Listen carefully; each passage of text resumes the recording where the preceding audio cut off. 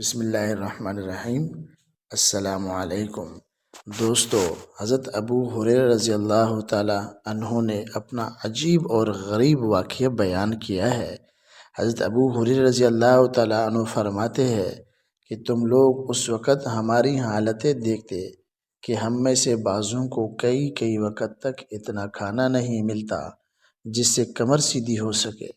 میں بھوک کی وجہ سے جگر کو زمین سے چپٹتا دیتا اور کبھی پیٹ کے بل پڑا رہتا تھا اور کبھی پیٹ پر پتھر باندھ لیتا تھا۔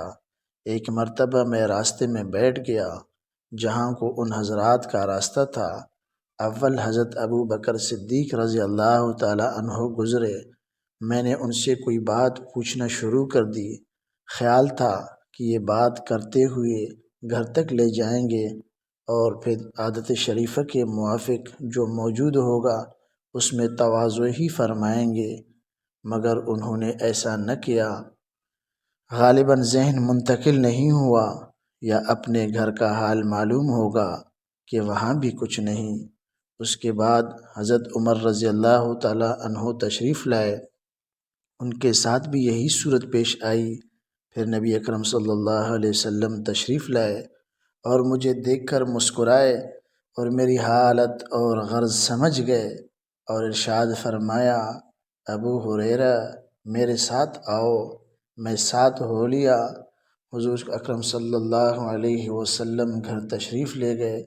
میں ساتھ اندر حاضری کی اجازت لے کر حاضر ہوا۔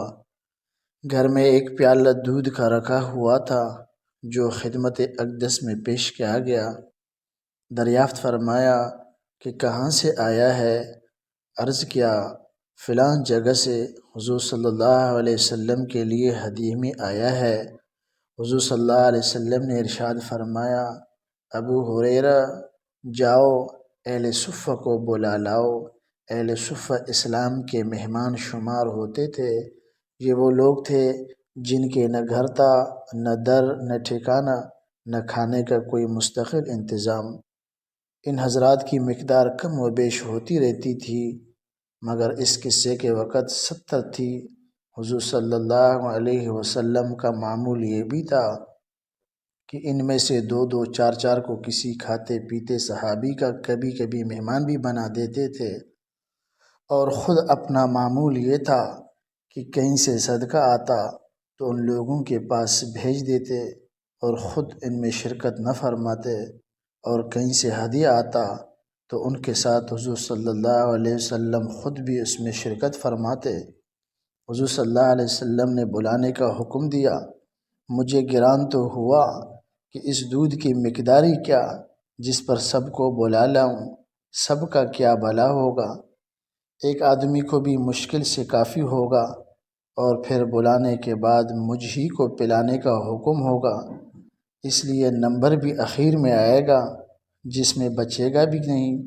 لیکن حضور صلی اللہ علیہ وسلم کی اطاعت کے بغیر چارہ ہی نہیں تھا۔ میں گیا اور سب کو بلا لایا۔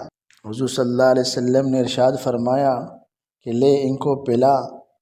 میں ایک شخص کے پیالہ حوالہ کرتا اور وہ خوب سیر ہو کر پیتا اور پیالہ مجھے واپس دیتا۔ اسی طرح سب کو بلایا اور سب سیر ہو گئے تو حضور صلی اللہ علیہ وسلم نے پیالہ دست مبارک میں لے کر مجھے دیکھا اور تبسم فرمایا، پھر فرمایا کہ بس اب تو میں اور تو ہی باقی ہے۔ میں نے عرض کیا کہ بے شک۔ فرمایا لے اور پی۔ میں نے پیا۔ ارشاد فرمایا اور پی۔ میں نے اور پیا۔ بالآخر میں نے عرض کیا یا رسول اللہ صلی اللہ علیہ وسلم اب میں نہیں پی سکتا۔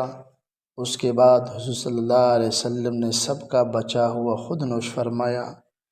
ناظرین کرام، یہ واقعات ہمارے سامنے آتے ہیں، یقیناً ہمارے ایمان تر و تازہ ہوتے ہیں، تو ہم ایسے واقعات سے خود بھی لطف اندوز ہو جائے اور دوسروں کو بھی یہ ضرور شیئر کرے۔ جزاکم اللہ خیرا و احسن الجزا۔